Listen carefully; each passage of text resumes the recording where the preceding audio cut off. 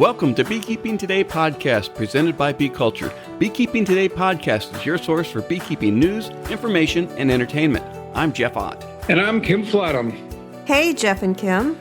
Today's sponsor is Global Patties. They're a family-operated business that manufactures protein supplement patties for honeybees. It's a good time to think about honeybee nutrition. Feeding your hive's protein supplement patties will ensure that they produce strong and healthy colonies by increasing brood production and overall honey flow. Now is a great time to consider what type of patty is right for your area and your honeybees. Global offers a variety of standard patties as well as custom patties to meet your needs. No matter where you are, Global is ready to serve you out of their manufacturing plants in Airdrie, Alberta, and in Butte, Montana, or from distribution depots across the continent. Visit them today at www.globalpatties.com. Hey, thanks, Sherry. You know, each week we get to talk about how much we appreciate our sponsor support. They help make all of this happen and provide us the ability to bring you each episode. With that, thanks to Bee Culture Magazine for continuing their presenting sponsorship of this podcast. Bee Culture has been the magazine for American beekeeping since 1873. Subscribe to Bee Culture today. We also want to thank 2 Million Blossoms as sponsor of this episode. 2 Million Blossoms is a quarterly magazine dedicated to protecting all pollinators. Learn more on our Season 2, Episode 9 podcast with editor Kirsten Trainer and from visiting www.2millionblossoms.com, and that is with a number 2. And also while you're there, check out the new 2 Million Blossoms, the podcast, also available from her website or from wherever you download and stream your podcast. Hey everybody, thanks for joining us again this week. We are so happy you're here. Hey Kim. Hey Kim. Hey Jeff, good to be with you again. How you doing? Doing good. What's your weather out there in fire country? Well, you know, all the fire is east of us, so we're extremely dry. Which, you know, this is recorded, so I'll have to play it back in November when we're in nothing but days and days of rain and gray clouds. But blue skies, bright sunshine, low 80s. It's beautiful. You know, I told you that I pulled honey last weekend and I extracted it, and it's looking really good. I'm feeling like a successful beekeeper today. That's always a good feeling. I haven't got that far yet, and I need to get there. Our weather's been a little less predictable. It's been hot and rain, and then it rains. Just wait a minute. It'll be hot again, and then it rains. The good thing is that everything's growing well. Yeah. The garden is really producing well. And, you know, when it's hot, if you got enough water, plants are happy. So I'm eating tomatoes and cucumbers and summer squash and all the good things every day. That's summer the way it's supposed to be in Ohio. Well, you know, speaking of the hives, a couple of weeks ago, you mentioned a book, At the Hive Entrance by H. Storch. Storch, am I pronouncing that right? Storch? Yep, you got it. I unwind from my day, just go out and sit in front of the bees and just watching the front of the entrance. And I pretty much think I know what's going on, and I'd like to watch and see how many are bringing in pollen and how much is, you know, if there's any washboarding effect going on, and compare it to what he has written in his book. Yeah, you can get that book through Northern Bee Books if you really want to chase it, and Jeremy's got copies for sale there. And the guy who did it was really observant, and he was really good at looking at the behavior outside and comparing it to what's going on inside, and it is a very useful book. I enjoyed it. I mean, it was, I think anybody wants some light reading, but it's informative. Yep. Grab that book while it's available and enjoy it. Good find, Kim. You know, speaking of books, my publisher touched base with me this week, and my latest book is going to be out in October now, they tell me. The title is Common Sense Natural Beekeeping, and I teamed up with a really good partner. Her name's Stephanie Bruneau, and she's got had a book out a couple of years ago called The Benevolent Bee, which is making, you know, crafts and candles and creams and lotions and potions and all of those things.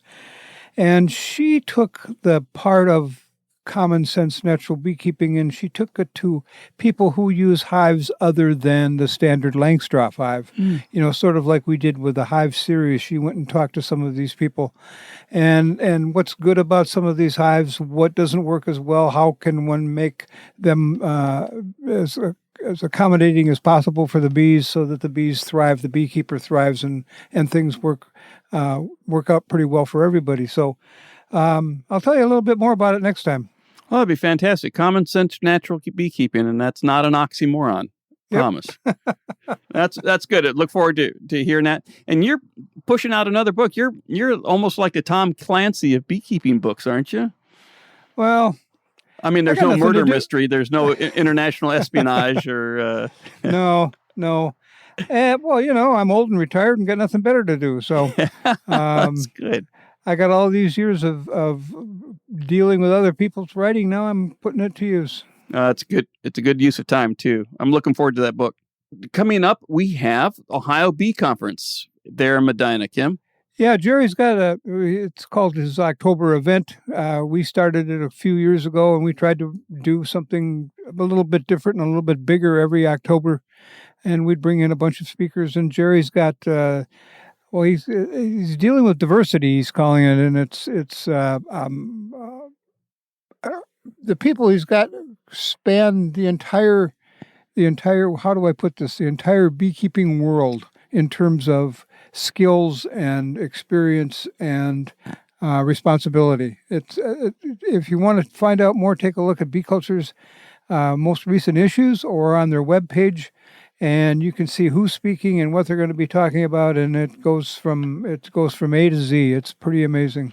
They have a great list of speakers. It's the Ohio Bee Conference. It's Being Diverse, Inspiring Leaders in Beekeeping. It's October 1, 2, and 3 in Medina, Ohio. There is limited space, so we encourage you to sign up and register as soon as possible. And you never know who you might see there, right, Kim? Exactly. I look forward to it. My role in it is relatively minimal. I'm the chauffeur to the airport for the speakers. Well, you're overqualified. Let me just say that. I don't know. You've never driven with me, Jeff. Oh, yes, I have.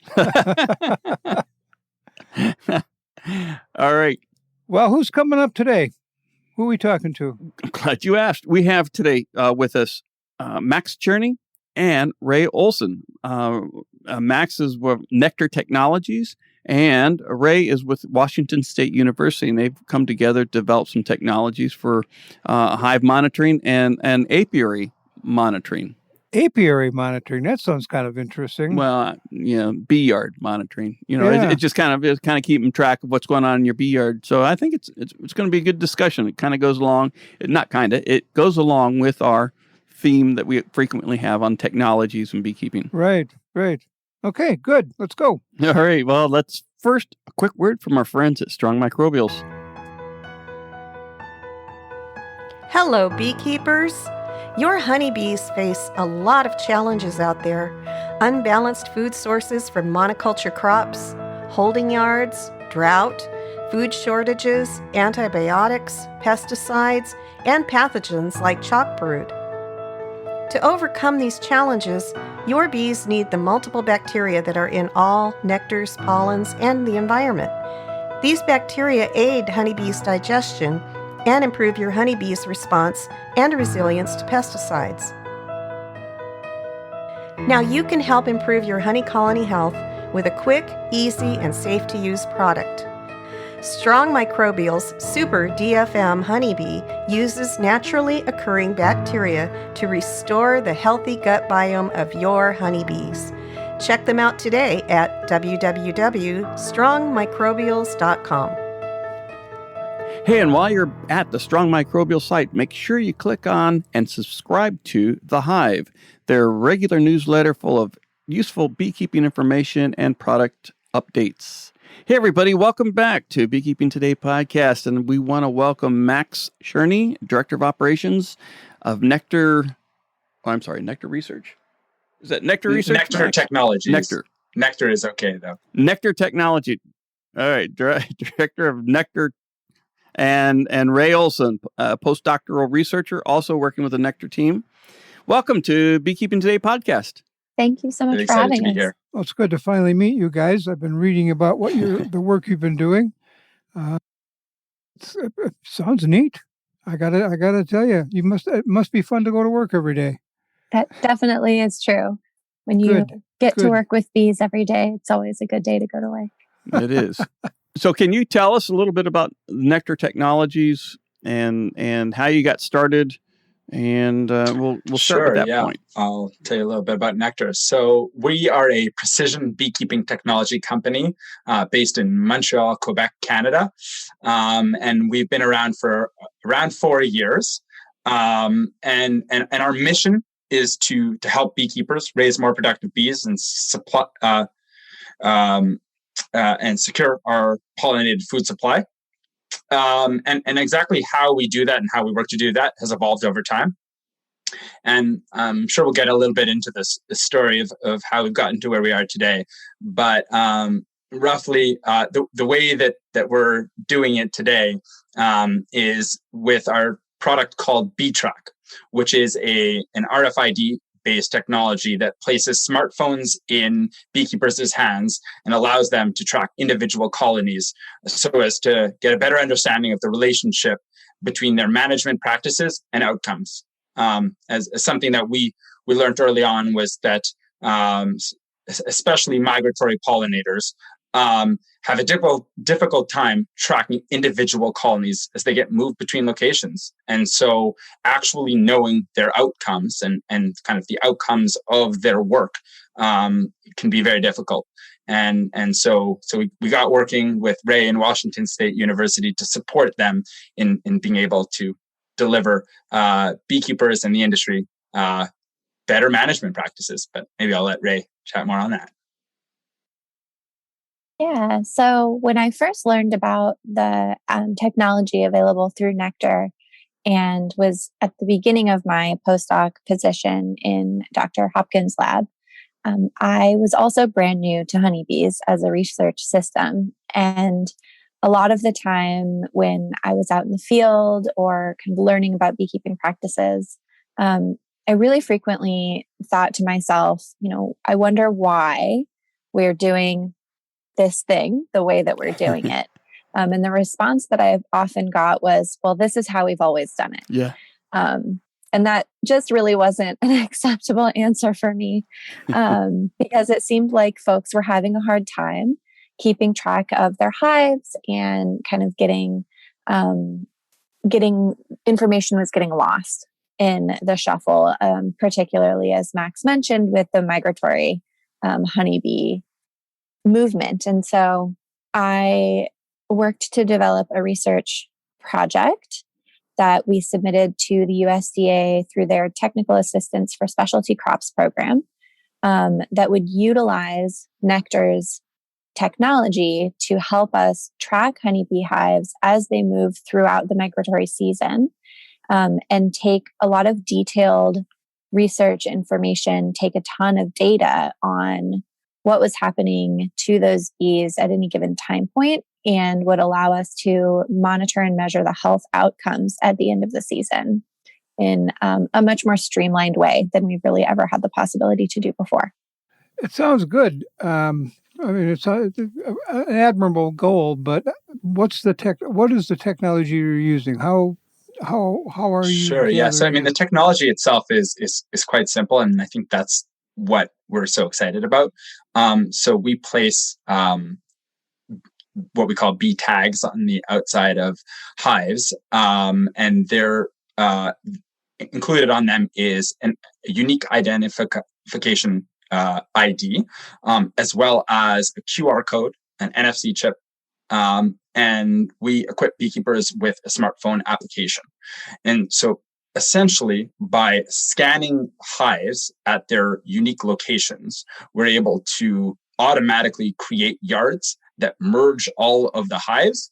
And therefore, if beekeepers want to do their typical yard-based reporting, which is very common across commercial beekeepers, so whether they're reporting on treatment or feeding, they can report, kind of create one report but assign those reports to each individual colony. Later on, they can mark dead outs or whether a hive was able to make it to pollination, so kind of rentability, honey production metrics, and all of that gives us an ability to provide beekeepers with a better understanding of the relationship between their feeding, their treatment, the locations where they place their bees, and some of those outcomes. So the tag on the front of the hive, it's more than a QR code. You said there's another type of chip in it. Is that a proximity chip? Is it a RFID card or yeah? So RFID the technology is tag? called NFC. It's near field communication, and so Apple Pay, Google Pay. That's the technology that they employ, right. And so this is one of the options that you can use to scan an individual colony. So they're really built as kind of redundancies. So the beekeepers have options for either QR scanning from a few feet away or touching their phone right up to the ID, which is a better option when sometimes when there's bee bearding going on and kind of push the bees away. But typically the QR scanning is the scanning of choice. All right. And so your app will take that information and consolidate it into a yard grouping of data. And does it also perform some sort of analysis? So you get an average or this yard is gaining, this yard is healthier? Sure, yeah. How so does that as work? Soon as you scan all the hives at an individual location, they're merged based on their proximity, and our kind of algorithm that merges them together is an increasingly complex one. So I won't necessarily dig into that, but basically a yard is a yard is a yard. And so all those hives are merged into the yard. And then what's next is really up to the beekeeper in terms of what they'll report on. So typically, many of the commercial beekeepers that we're working with are looking at inputting feeding at a yard level, but that'll then be assigned to a hive. Treatment, again, at a yard level, that will then be assigned to a yard. And anomalies, kind of hive level reports. So hive number 12345 is showing such and such problem. It's queenless. It's got chalk brood. Perhaps this is an issue that we want to address today. Perhaps this is an issue that we want to address next time we'll come through. But what all of that reporting allows us to do is to really provide them with a kind of sophisticated reporting. And I think that's where the Washington State project comes in, and really the data analysis. So we do have an internal team of data scientists who are working to provide commercial beekeepers with kind of automated and reports that help them better interpret the outcomes of different management practices. Mm-hmm. But I think that the team at Washington State University, what they're doing kind of goes even further than just kind of the data that is being entered and the outcomes. So let me understand this. A beekeeper comes into a yard and using his smartphone scans the QR code on the front of the hive, and then he's going to have to examine that hive and say it's queenless. That's an option for sure. So the kind of what we see as the beauty of our tool is its flexibility. So it really depends on what beekeepers want to report on. So on kind of one end of the spectrum, we have a few beekeepers we're working with that are looking at very, very precise research questions across the season and not utilizing the tool outside of that. So an example is, what is the effect of a specific location in pollination and on the health of my bees? So essentially just scanning for location in specific crops. That beekeeper is working with canola, with blueberries.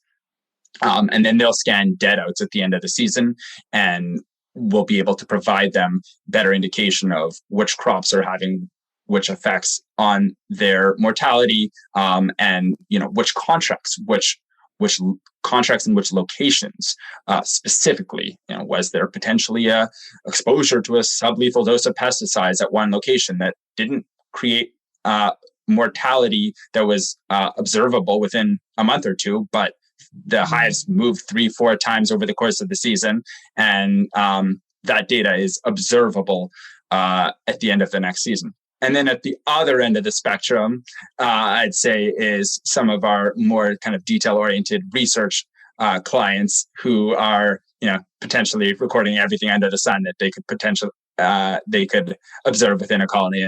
And so I'd say that Rae probably would represent one of those types of users. Yeah, so that was kind of what drew us to the product initially, is the flexibility. Washington State University's bee program has about 200 beehives that we track and monitor and move around and use for research. And so even our own record keeping, especially because we are a university and we have so many different people kind of working on various projects, can get messy.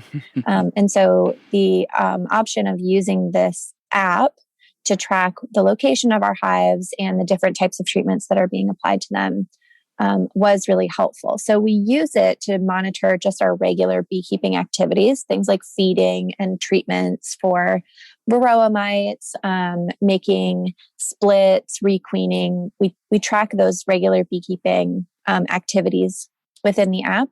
But then we also use the app as our kind of data sheets when we're making really fine scale observations. So measuring things like queen status, number of frames of bees, frames of brood, disease symptoms, the weight of the hives, the honey stores, the pollen stores.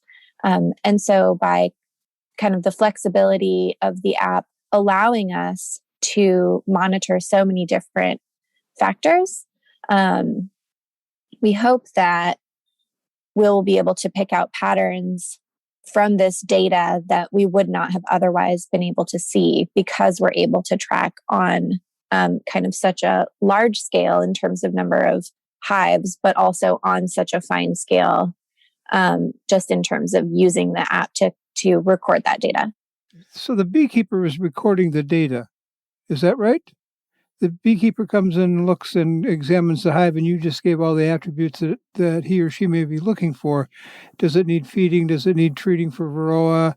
How many frames of brood? How many frames of honey? So he's got a data sheet on a clipboard in front of him and records all that data, right? The user is using the app to record that data instead of having to use a clipboard.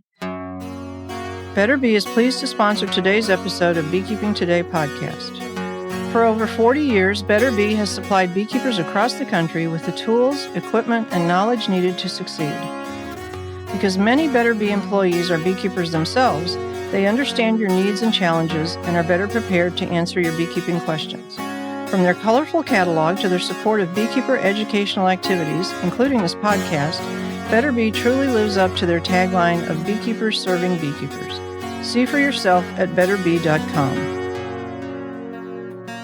Okay, tell me how does that app with a cell phone? How does that app work? I come up and I take a picture of or I touch my phone to the QR code thing on the front of the hive, and how do I record the data using the cell phone? Yeah, so I will go out into the field. I'll enter a yard of honeybee hives.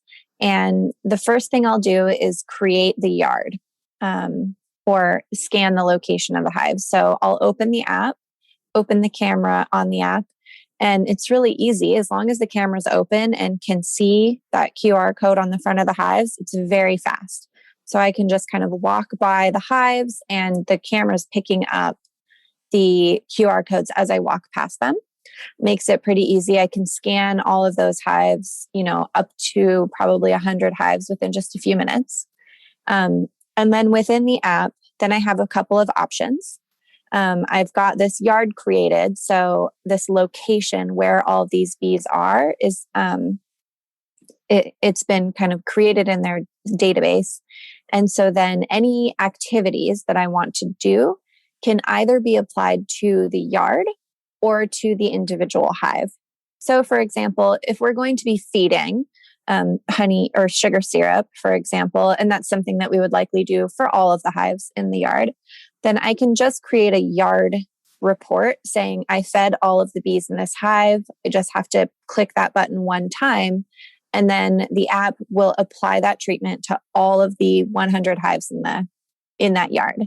On the other side of it, then I can go through and for every single individual hive, I can create a hive report where I'm making notes of things like queen status and frames of brood, frames of bees, disease status. Now, that's not something that I would have to do as a beekeeper. It could be quite time consuming for them to go through and take those extensive notes for every single colony. But as a researcher, that is the kind of level of information that I want. And so it is really nice for me to be able to use one single tool to keep track of all of the different types of data that I'm collecting and also keep track of all of the different treatments that we're applying to our hives. So essentially the app is asking you questions and you can answer or not answer those questions. How many frames of brood? No, I don't want to know that. How many frames of honey? Don't want to know that. That sort of thing. Is that kind of how it works? Yeah, effectively. Okay. It's a little bit more user driven. Okay. It's not like popping up with questions, but yeah, that's effectively the use of it. That'd be real handy because a lot of these apps, or I shouldn't say a lot of these apps, but I'm familiar with, and a lot of times you have to go through individual hives and you can't do anything at the yard level. Yeah. And have it apply to all the hives in that yard. That's a nice feature. And then because you have individual hive data, if for some reason you have to take 10 of those hives out of that yard and put them someplace else, you can follow them and see, you can take a look at the bees that stayed in that yard and the bees that got moved, look at any differences and say, aha, there's the problem, or, there's the reason why these 10 changed because of the move and the exposure in the environment and all the other things that bees. Okay, well, that's a nice feature to have. I can see that very well without having to paint big numbers on the top and remember which number came from which yard. I can see that. Yep. Kim, you could use the app and you could do away with your bricks. Brick on the end means one thing, brick on its side means another thing, yep. No brick means... Also really helpful because we don't have to decipher each other's terrible handwriting. That makes sense. Yeah. So how are you going to be using this? You said you're looking at solving some of the 4 Ps problems. How are you people using this equipment to apply it to that grant? So we're using the equipment as our sort of data collection tool. So the features that are provided by the technology allow us to monitor locations and take kind of date timestamps whenever we visit the hives. And then we're using the app effectively as our data sheets. So it's reducing the overall time input that we would have to spend filling out data sheets by hand and then transferring that information into a spreadsheet. This way, we're taking the data directly into our phones, which is also capturing a location and a date and a GPS point so that when we, at the end of the season, we can kind of build this map of the migratory route of all of the different hives. As long as they've been scanned throughout the season, we can kind of create a map of their movement. And because we're also taking down data on the colony health and pesticide residues that might be present within the colony, and we're collecting information on environmental and weather conditions as well, we can use all of that data to try to build an understanding of what happened to those hives over the course of the season that maybe wasn't necessarily captured in just kind of our day-to-day observations, because we really do have access to a much higher and finer scale detail of the information. And so we'll be using that information to and kind of alongside beekeeping partners, the folks at WSU, there are just a few of us But we have a number of beekeeping partners who are working with us who are also collecting some of this data. And so through this technology, the researchers don't necessarily have to be everywhere. We can put this technology in the hands of beekeepers, and as long as they are comfortable using it, which the app is relatively easy to use, and Nectar has been great about providing training for the beekeepers and providing information both in English and Spanish, which is really excellent because many of the apiary workers are Spanish speakers. And so by kind of creating this tool, it allows us to extend the research capabilities that our team has to capture information about a lot more hives than we really have ever had access to in the past. That makes sense. So when I'm in the bee yard and I'm collecting this data, is my phone talking to a computer someplace up in the cloud? Or is it being stored in my phone and I have to download it later? Well, that really depends on whether or not there's signal in the area. So the way that it works is when a report is submitted, and essentially you click done at the end of inputting whatever it is you're inputting, the app will look to send it off to the cloud. But if there should not be any cellular network picked up, then what will happen, it'll be saved on the app locally. And then once you return to an area where you're accessing internet, you'll be able, it'll automatically upload. Okay. That's easy and safe. So we've been saying cell phone, but I assume this also works on a pad of some sort, right? Like an iPad or a tablet. Yeah, it does work on a tablet, though the vast majority, or right now, I believe it's 100% of our users are working on smartphone applications. And the beauty of the smartphone is that you have it on you already. It's already in your pocket. And we're by no means suggesting that the phone should come out at every last step of the beekeeping progress or process, but instead just at key moments that it's there and it's handy. Is there an upper limit to how many hives you can measure with this? No, that's the beauty of the system. There's no upper limit. It scales. So we're already working with some of the larger commercial beekeepers in North America and the world. And we're totally built to be able to work with kind of very, very large data sets. Does it integrate with any of the existing sensors in the marketplace today? It doesn't kind of in a pure sense take in kind of sensor data as one might expect from in-hive kind of acoustics or humidity.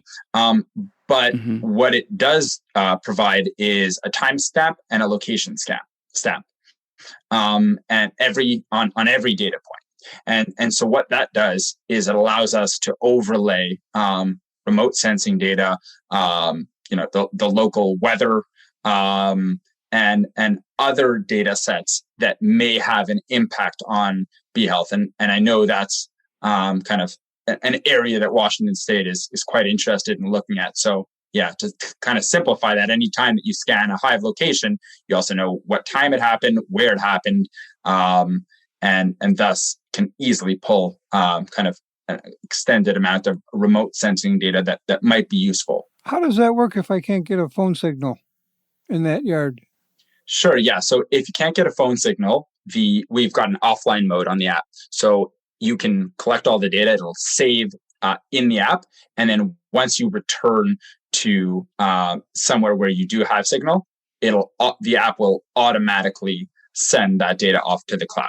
Not being at all experienced in this, you've got a location data. How does the phone know where it is if it doesn't have a signal? So that's based on GPS, which doesn't require cell signal.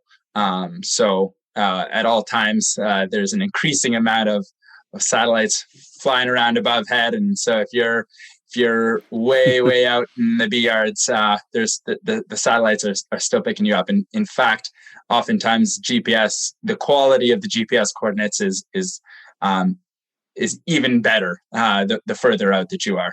Well, I can see where this would be very, very useful for a commercial operation because you've got however 1,000 colonies spread out over how many probably states, and the weather is variable, and the agriculture is variable, and the quality of the employees is going to be variable. I mean, you should be able to probably measure all of those things. Yeah, I mean the research questions are endless, and to tie this a little bit back to Rae's research, where I think this becomes interesting is to kind of tell a little bit of a story of how BeeTrack came to be, just an aspect of it. We were always told that you couldn't have a smartphone in the yard. There's honeybees, there's propolis, there's gloves, and so we assumed that to be true. Fast forward a little bit of time, we sort of figured out that there was a workaround that could allow for what we call kind of low touch record keeping. So there's really small amount of actual use of the application in the yard. And that was kind of a key turning point for us in the design process that allowed us to consider smartphones in the hands of apiary workers across North America and eventually the world. And so by doing that, we would be able to consider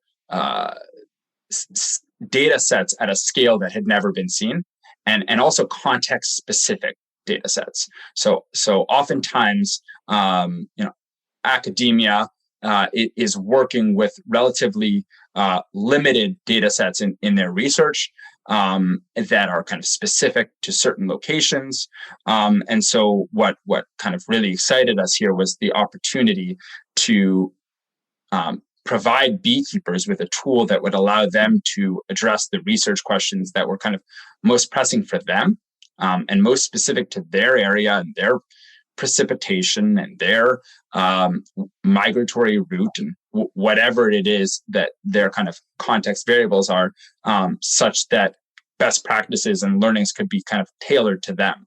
And so the limitations around previous research really kind of reduce the amount of applicability in certain cases for commercial beekeepers to kind of look at a research paper and say, how do I apply this to my practice and take action in my management practices?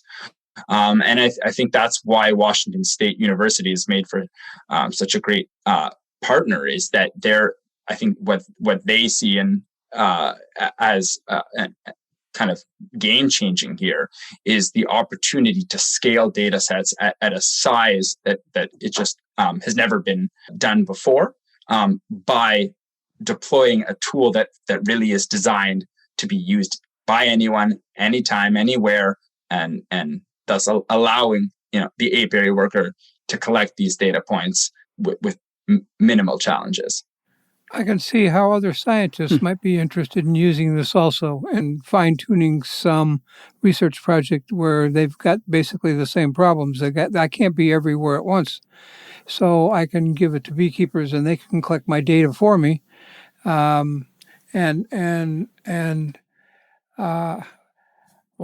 that's cool. So when you get the setup from Nectar, there's a standard template, but you can customize it to your own operation, correct? So you can weed out all the questions you don't necessarily don't pertain, and not have to go through them each time you enter information for a yard or for a hive. Yes.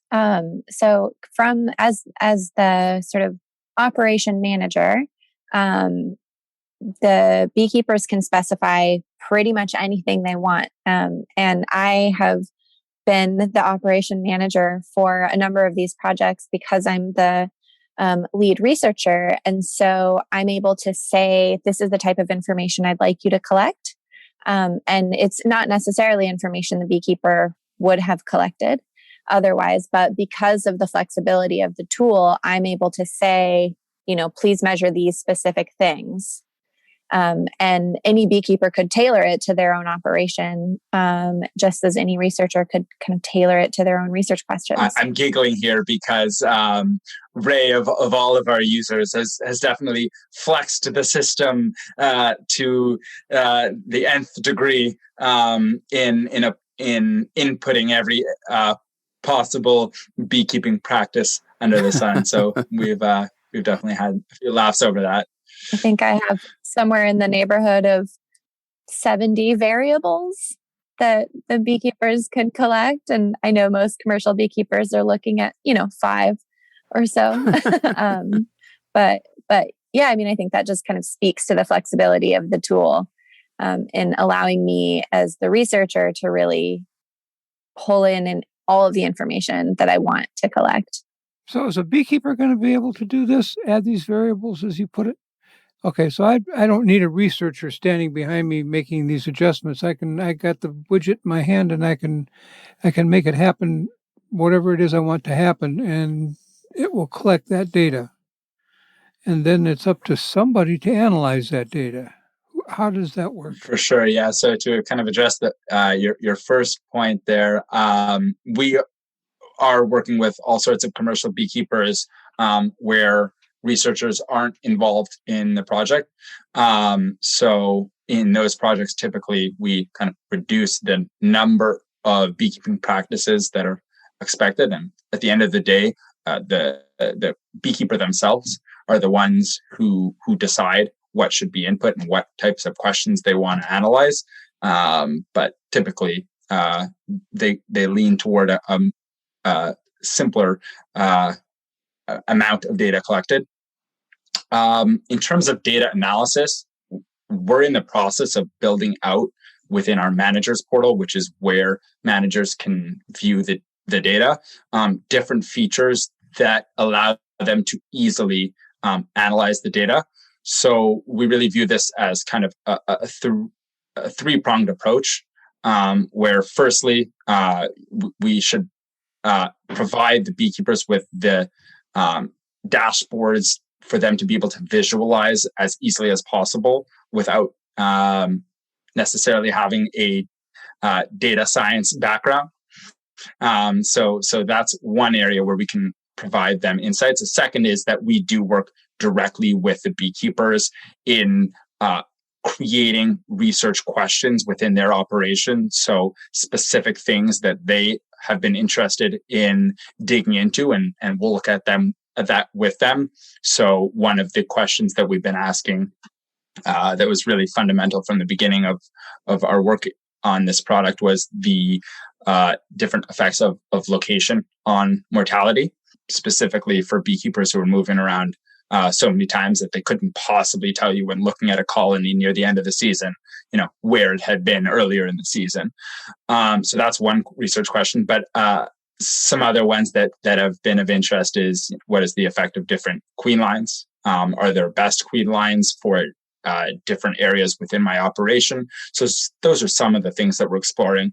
And then the third prong is working with researchers. And so projects like the one with Rae, another project in which we're working with Washington State University and Dr. Brandon Hopkins on the effects of location on mortality, but also the effects of different Varroa treatment types and timing on mortality.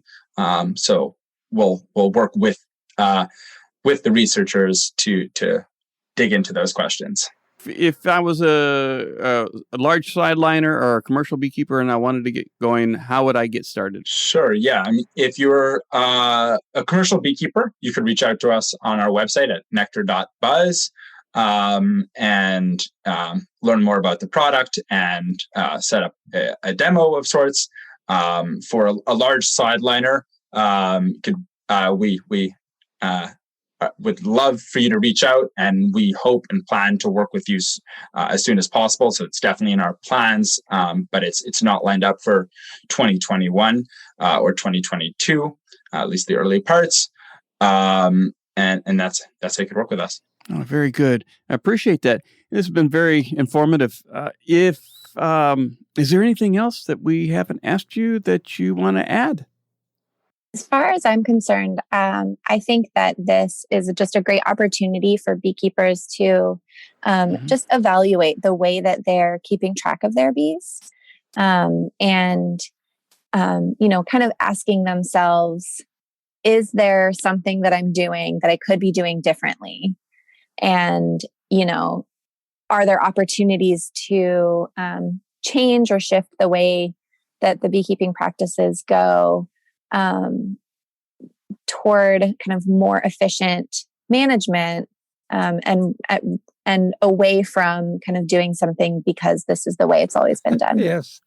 Well, I can see, if nothing else, I mean, I know commercial beekeepers out there that pretty much have it all together, but this is just faster and better way to collect, to measure what they're doing, rather than the like I said before, the taking notes in the field, writing them down and putting them on a spreadsheet.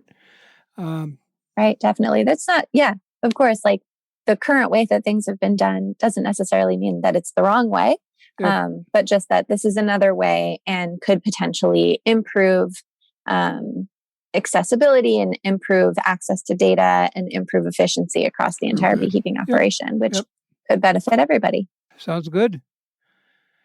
You're going to get one, Jeff? As soon as it becomes commercial, I'll be right there and knock on Max and Rae's door.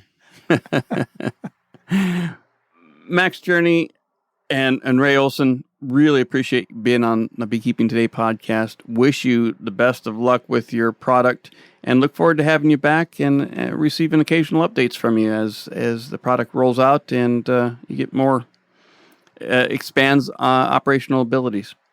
And you know what, Jeff? I think what would also be good to do is to, down the road, talk to a couple commercial beekeepers that are using this product to see what their opinion is and the experience that they've had with it. Yeah. That the inventors of something are usually good salesmen, but the people who use the invention are better. Couldn't agree more. And it was pretty exciting to hear Rae give the description of how to use the product and describe it better than I could myself. I probably use it more than you do. Whoa. Certainly, yeah. All right. Well, thanks, Max and Rae, for being here. This was fun. I'm excited about this product. And great. Can't wait to work with you. Thanks so much for having us. Bye. Bye-bye. Well, that was interesting. What do you think, Kim? Well,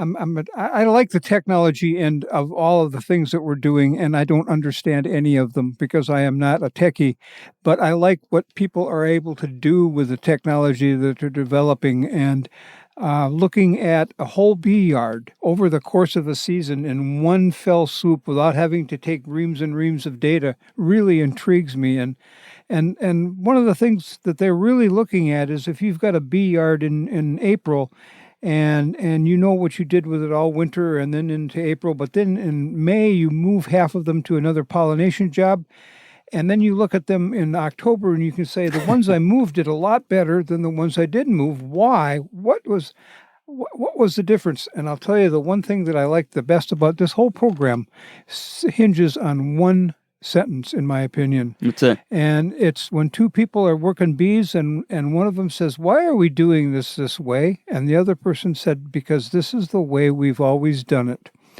And they are changing that. They are changing the way they've always done it to something else. And that to me makes a lot of sense and is going to be going to really enhance this program, I think.